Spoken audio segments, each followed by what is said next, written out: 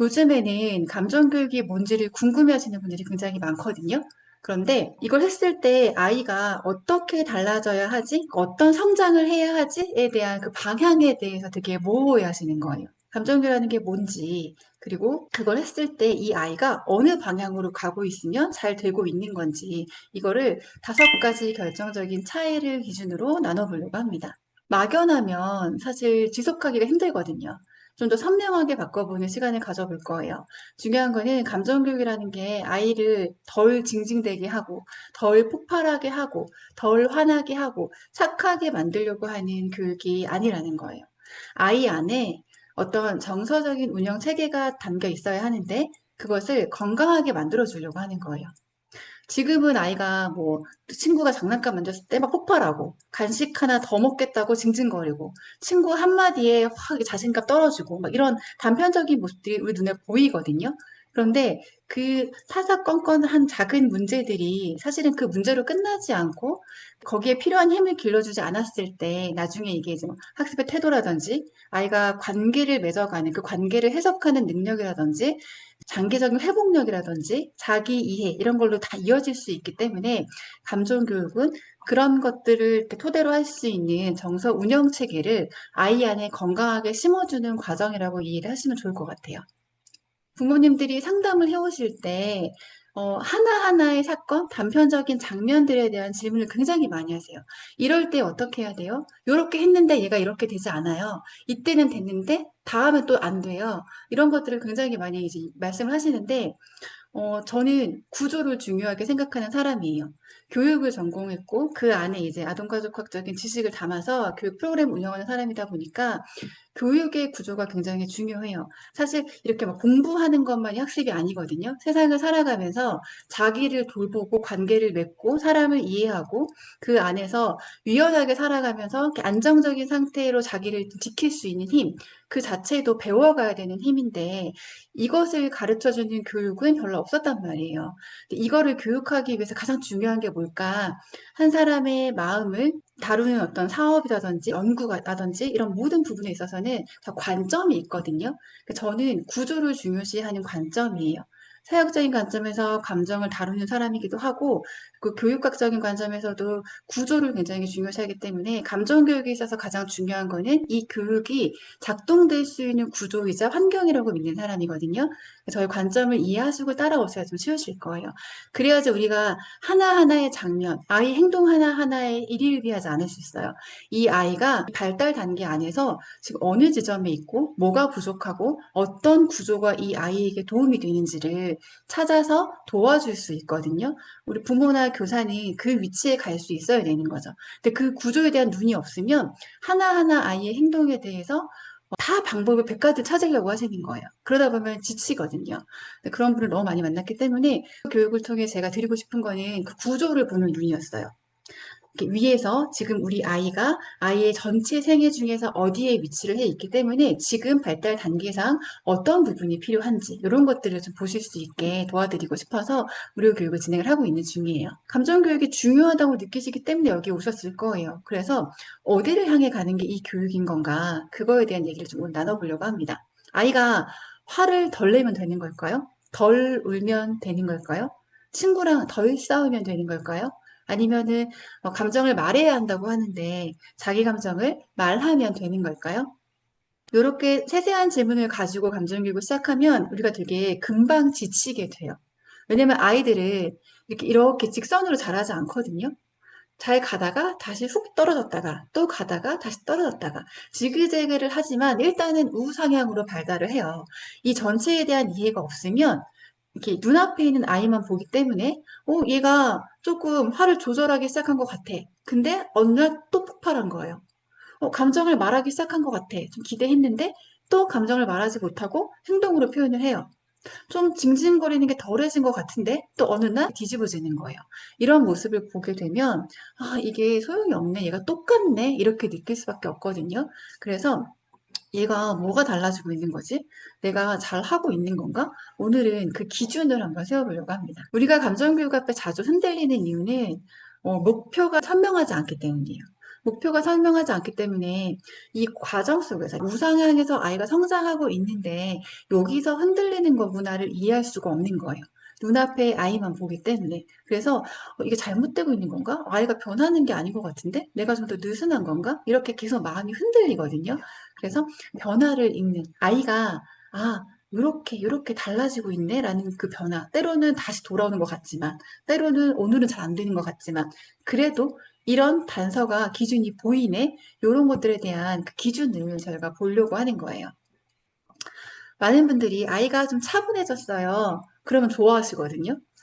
차분한 모습이 다 좋아진 걸까요? 아이가 예전보다 좀 덜 울고, 덜 떼쓰고, 덜 화내면 일단 안심을 해요. 얘가 감정교육을 했더니, 감정 대화를 나눴더니, 감정 카드로 대화를 했더니, 내가 아이의 말을 잘 들어주고, 이렇게 대해줬더니, 나아지는 것 같아요. 이렇게 이야기를 하거든요. 근데 그것도 단편적인 모습일 수 있어요. 우리가 아이가 얌전해지고 조금 조용해졌다고 하는 데에는 두 가지 이유가 있는 거거든요. 이 아이가 정말 자기 감정을 다루는 힘이 생겨서 차분해졌을 수 있어요. 근데 또 하나는 점점 아이들은 자기 감정을 숨기는 그 능력이 생겨요. 감정을 숨기고 거짓말로 감정을 표현하기도 하고 과장되게 표현하기도 하고 근데 우리가 이제 그걸 잘 모르면 그 모습에 속기 쉽거든요. 그래서 아이가 감정을 조금씩 누르기 시작하고 표현을 접어서 차분해 보이는 경우도 있거든요. 그래서 차분해졌네요 라는 자체도 아이의 감정 교육이 잘 진행되고 있다는 기준이 아닌 거예요. 우리가 아이의 모습 하나하나를 보고 판단하면 안 된다는 거거든요. 우리는 아이가 착해졌으면 좋겠어요. 아이가 조절했으면 좋겠고, 표현했으면 좋겠고, 공감했으면 좋겠고, 이 모든 그 표현 안에 우리 마음속에는 아이가 좀 차분하고 착해졌으면 좋겠다라는 마음이 있거든요. 그런데 요거 말고 어떤 정서 운영 체계가 이 마음 안에 있는지, 그거를 보는 것이 아이가 감정교육을 잘 따라오고 있는지를 판단할 수 있는 기준이 돼야 돼요. 어떤 아이는 감정이 올라오면은 폭발해요. 우리는 그게 고통이거든요, 일상 속에서. 고민을 많이 이야기하세요. 아이가 자꾸 이렇게 6살이 되니까 예전과 다르게 짜증이 늘고 자기 고집이 늘고 말로 표현을 잘 못하면서 굉장히 폭발을 많이 하는 거예요. 그 너무 힘들어요. 어떤 아이는 행동으로 모든 것을 표현하는 거예요. 언어화하지 못하고 행동으로만 하니까 공격적으로 행동할 때도 있고 자기를 막 자학할 때도 있는 거고 던지기도 하고 친구를 때리기도 하고 이런 행동을 합니다. 또 어떤 아이는 한번 뭐가 잘 안 되면 완전 다 놓아버리는 거예요. 완전 다 포기해버리는 거예요. 그래서 이 아이를 뭔가 실패하지 않게, 실수하지 않게 하기 위해서 부모가 동동거리게 되는 경우가 있어요. 그리고 뭔가 한번 실망을 해버리면 그 감정 안에 갇혀버리는 거예요. 회복이 잘 안 되는 거예요. 그리고 자기 생각에 갇혀있기 때문에 관계를 굉장히 많이 오해해요. 친구가 자기를 못 보고 지나갔을 수도 있는데 친구한테 인사를 멀리서 했는데 못 봤으면 저 친구가 날 싫어해. 이렇게 밀어버리기도 하거든요. 그러니까 이런 모든 모습들, 그러니까 아이는 왜 지금 이렇게 행동하고 이렇게 사고하고 있을까? 이 아이의 정서 운영 체계가 뭔지를 이해를 하고 거기에서 어떻게 도와줄 수 있을까의 방향으로 가야 되거든요. 근데 이 운영 체계에 대한 이해가 없으면 우리는 아이가 조용해졌네? 다시 또 안 좋아졌네? 오늘은 괜찮은 건가? 이렇게 전체적인 성장을 보는 눈을 갖지 못하게 되거든요. 그래서 아이 감정교육이라는 거는 아이를 순하게 만드는 교육이 아니라 착하게 만들려고 하는 교육이 아니라 건강한 처리의 경로를 아이의 머리 안에, 마음 안에 심어주는 교육이라고 생각하시면 좋습니다. 오늘 살펴볼 거는 이렇게 5가지예요. 저희가 페이퍼를 미리 드렸거든요. 이 5가지가 앞으로 이제 어머님들이나 교사분들이 아이를 바라볼 때 이 5가지의 기준으로 이 아이가 감정교육을 잘 해나가고 있는지 그 기준으로 삼을 수 있는 그 5가지 기준이기 때문에 페이퍼를 미리 드렸거든요. 그래서 그거를 이렇게 옆에 붙여두시고 보시면서 아이 관찰하시면 좋아요. 반응만 하는 아이가 자기를 조금씩 인식하는지 아니면 계속 반응만 하고 있는지 뒤에서 상세히 나올 건데 반응만 한다는 거는 감정이 올라왔을 때 알아차리지 못하고 바로 즉각 반응하는 거예요. 기분 나쁘면 소리 지르고 마음에 안 들면 울어버리고 이런 것들. 내가 지금 기분이 안 좋네? 왜 그렇지? 어떻게 행동할까? 이런 사고를 하지 못하고 반응을 바로 해버리는 아이들. 근데 이제 감정교육을 하면 계속 자기 감정을 알아차리는 연습을 하거든요. 그 인식하는 아이로 될 수 있어야 돼요. 그럼 아이가 반응과 인식 사이에 어디쯤에 있지? 이거를 보셔야 돼요. 그래서 어느 날은 잘 되지 않지만 아이가 조금씩 자기 감정을 인식하는 모습을 보여주는 단서가 보일 거예요. 그런 것들을 관찰하시면서 아, 얘가 이렇게 되어가고 있구나. 매일 아이들이 항상 완벽하게 인식하진 않아요. 우리도 그렇거든요. 그러면 가끔씩 그게 안 돼도 가끔씩은 그냥 반응을 해버려도 인식하는 모습이 차곡차곡 쌓이고 있다면 아, 이 아이가 맞게 가고 있는 거예요. 감정 발달이 잘 되어가고 있는 거예요. 그 다음에는 폭발과 표현 사이, 폭발한다는 것은 잘 언어화되지 않기 때문에 아이들이 자기가 할 수 있는 감정에 대한 대처 방식으로서 폭발을 선택하는 경우가 많거든요.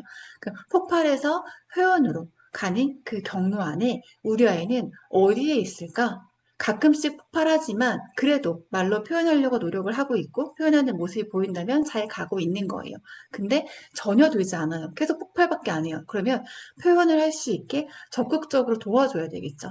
근데 이런 과정을 모르면 폭발하는 아이를 우리가 어떻게 다뤄야 될지를 모르겠고 이 아이가 나아지는 건지 안 나아지는 건지에 대한 판단이 안 될 수 있거든요. 이 기준 하나 추가가 되는 거고 그 다음에 완전히 무너지는 아이가 있어요. 완전히 무너지는 아이들이 조금씩 회복 탄력성을 기르게 되면 감정 전환을 연습하게 되면 회복하는 모습을 보이게 되거든요. 그 과정 속에서 우리는 같이 회복을 해주는 연습을 해줘야 돼요. 공동 조절도 연습을 해주고 이 아이가 어떻게 하면 회복할 수 있는지에 대한 방법도 알려주면서 회복할 수 있는 연습을 시켜주는 거예요. 그럼 아이가 맨날 무너지고 실패하고 실망하던 아이가 회복하는 모습을 보이게 돼요.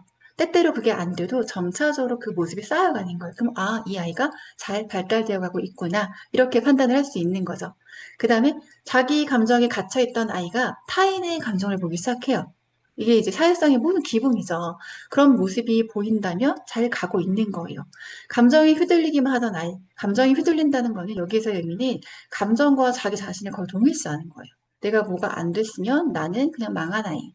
내가 뭔가 실패했을 때는 실패하는 아이, 나는 그런 아이, 나는 못난 아이, 이런 아이가 자기 이해로 가는 거예요. 그럼 이 아이는 어떻게 해석하냐면 내가 어떨 때는 좀 떨려. 내가 어떨 때는 이게 잘 안 돼. 이렇게 감정과 상태와 자기를 분리하면서 자기를 이해하는 거예요. 자기에 대한 정보를 쌓아가거든요. 우리가 원하는 모습들이 이 오른쪽에 있는 아이들의 모습인 거예요. 감정교육에서의 목표는 여기로 아이가 갈 수 있게 도와주는 거거든요. 그럼 우리 지금 많은 고민들이 있었어요. 그 고민들이 지금 다 반응하는 아이, 폭발하는 아이, 회복이 잘 안 되는 아이, 자기 감정에 갇혀있는 아이, 감정이 휘둘리는 아이, 여기에 지금 갇혀있는 고민들이거든요. 여기에서 인식하고 표현하고 회복하고 관계를 해석할 수 있는 능력을 갖고 있고 자기를 이해할 수 있는 아이로 가려면 어떤 과정을 거쳐 가야 될까? 우리는 그걸 하기 위해서 이 아이가 어떻게 가도록 도와줘야 되는지 이 경로를 한번 따라가 보려고 하는 거예요. 이 5가지는 따로따로 있는 게 아니거든요. 감정을 읽을 수 있어야지 말로 표현할 수 있어요. 무슨 감정인지를 모르면 말이 안 나오거든요. 그 다음에 말로 옮길 수 있어야지, 설명할 수 있어야지 덜 무너질 수 있어요. 내가 어떤 상태인지를 모르는데 느낌만 굉장히 부정적으로 가득 차 버릴 때 우리는 회복이 잘 안 되거든요. 근데 내가 어떤 상태인지를 알면 아, 내가 지금 이런 상태이니까 어떻게 해볼까라고 사고를 옮겨갈 수 있거든요. 그 다음에 덜 무너지고 회복을 할 수 있는 능력이 있어야지 관계를 넓혀갈 수 있어요. 왜냐면 관계 안에서는 상대방은 내가 통제할 수 있는 사람이 아니란 말이에요. 회복 탄력성을 갖지 않은 사람은 관계를 맺기 굉장히 힘들어요. 상대방의 그래서 내가 원하지 않는 반응이 올 수도 있고 상대방은 내가 원하는 대로 움직여주지 않거든요. 그럴 때마다의 실망과 어떤 당황스러움과 뭐 이런 감정들을 내가 다룰 수 있어야지 관계를 잘 유지하고 유연한 태도를 보낼 수 있거든요. 이러는 과정이 쌓여야지 내가 어떤 사람인지를 아이들이 알게 돼요. 이 과정을 겪을 수 있게 해주는 것이 우리가 감정교육을 하는 궁극적인 목표이거든요. 생각해 보세요. 우리 아이는 지금 이 단계 중에서 어디에 가 있을까요? 그리고 어느 힘이 더 필요할까요? 들으시면서 계속 우리 아이를 한번 떠올려 보시면 좋아요. 여기 선생님들도 많이 계신데 우리 교실에 있는 내가 다루기 힘든 감정적인 아이들, 감정적으로 반응하는 아이들, 폭발하는 아이들, 이 아이들은 뭐가 부족해서 그런 모습을 계속 보이고 있는 걸까? 어느 단계에 있는 걸까를 생각하시면서 들으면 좋을 것 같아요.